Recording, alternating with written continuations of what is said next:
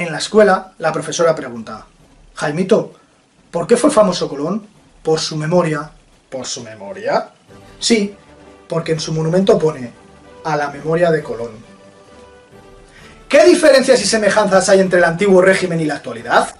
Bien, en este vídeo vamos a ver el antiguo régimen y sus características.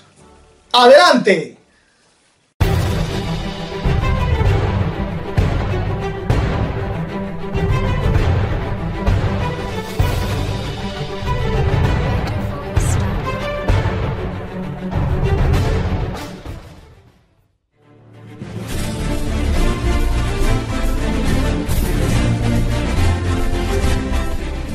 ¿Qué es el antiguo régimen?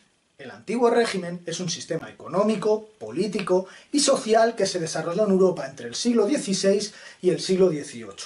Las características que presenta este modelo son las siguientes. En lo político, se daba una monarquía absoluta, esto es, el rey concentraba todos los poderes. En lo social, se estableció una sociedad estamental, dividida en estamentos, nobleza, clero y estado llano, a la cual se pertenecía por nacimiento. Y en lo económico se estableció una economía agraria y rural, en la que la mayoría de la población vivía de las actividades del sector primario. Eso sí, siempre complementadas con la artesanía y el comercio. El sistema político característico del antiguo régimen era la monarquía absoluta. En ella, el poder soberano era considerado de origen divino, es decir, el rey solo justificaba sus actos ante Dios. En la monarquía absoluta, el rey concentraba todos los poderes en sus manos a través de funcionarios o ministros. Él poseía todos los poderes. El legislativo dictaba las leyes, el ejecutivo las aplicaba y el judicial actuaba de juez supremo. En este sistema, la sociedad no estaba constituida por ciudadanos con derechos, sino por súbditos sometidos a la obediencia del soberano. Para realzar su autoridad, el monarca se rodeaba de una lujosa corte y designaba o cesaba a los funcionarios del Estado a los que pagaba directamente. El prototipo de monarca absoluto fue Luis XIV de Francia. Bajo el lema "El Estado soy yo", concentró todos los poderes en su persona y además sirvió de inspiración para muchos otros reyes europeos durante el siglo XVIII. Entre los siglos XVI y XVIII, el absolutismo se estableció en toda Europa. Hubo dos excepciones: Inglaterra y Provincias Unidas. En el caso de Gran Bretaña, en 1660, la monarquía fue restaurada, pero en 1688 estalló una revolución, conocida como la Revolución Gloriosa, y en la cual el rey fue depuesto y sustituido por Guillermo de Orange. Este aceptó la Declaración de Derechos, es decir, Bill of Rights. La Declaración de Derechos era un documento que recortaba los poderes al rey, garantizaba las elecciones libres y daba amplios poderes al Parlamento. Así, Gran Bretaña quedó configurada como una monarquía parlamentaria.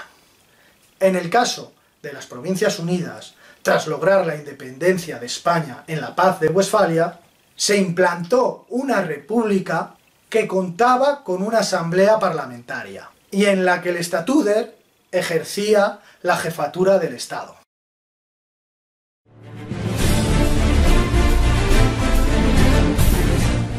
La sociedad del antiguo régimen continuó siendo estamental, es decir, la nobleza y el clero conservaban sus privilegios, mientras que el tercer estado carecía de ellos.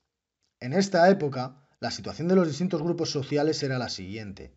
La nobleza y el clero conservaban sus privilegios, no pagaban impuestos y mantenían su poder económico gracias al cobro del diezmo, décima parte de las cosechas del campesinado, y las rentas que recibían por sus tierras. No obstante, la pequeña nobleza y el bajo clero, párrocos rurales, apenas disponían de recursos económicos. El tercer estado, al carecer de privilegios, pagaba impuestos y entre los grupos que lo componían se acentuaron las diferencias sociales.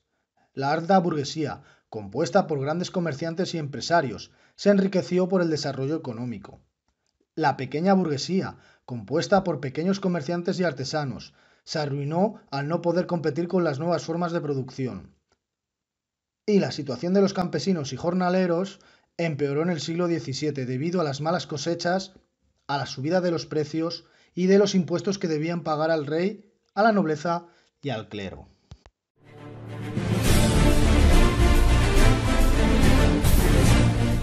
La economía en el antiguo régimen presentaba las siguientes características.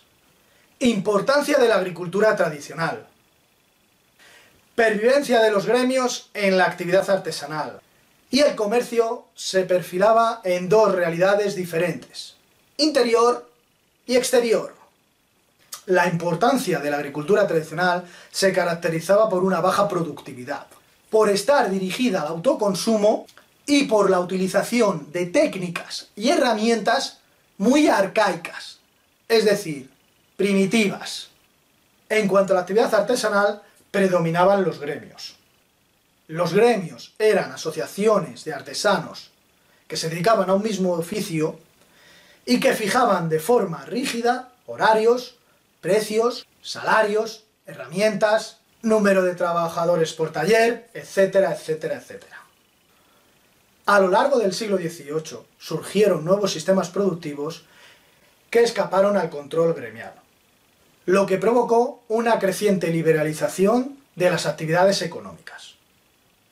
El sistema doméstico, o domestic system, por lo que un empresario distribuía la materia prima entre los campesinos para que elaborasen los productos en periodos de inactividad agrícola.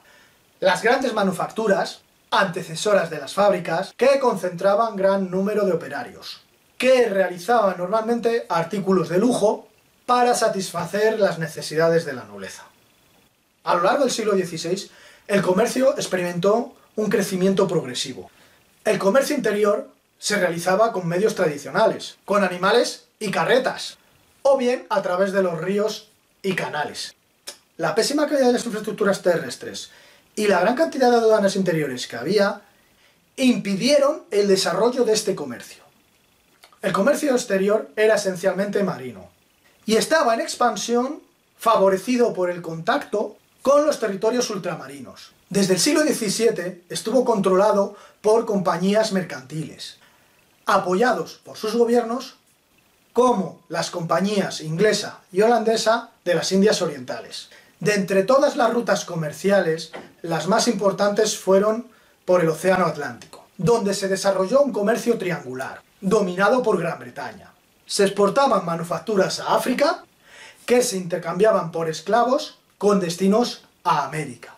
Allí se canjeaban por materias primas que eran transportadas a Europa. El desarrollo del comercio también significó la expansión de las actividades financieras.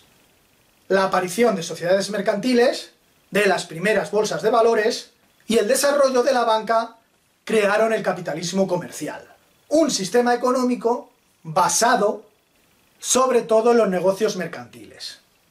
Durante el siglo XVIII, los monarcas absolutos impusieron el mercantilismo, que se convirtió en el sistema económico propio del antiguo régimen. El mercantilismo defiende la idea de que la riqueza de un país depende de la cantidad de metales preciosos que posea, oro y plata. Para conseguir estos metales, los reyes aplicaron una política proteccionista, consistente en favorecer las exportaciones y limitar las importaciones, gravándolas con impuestos. De esta forma, los productos extranjeros eran más caros que los nacionales.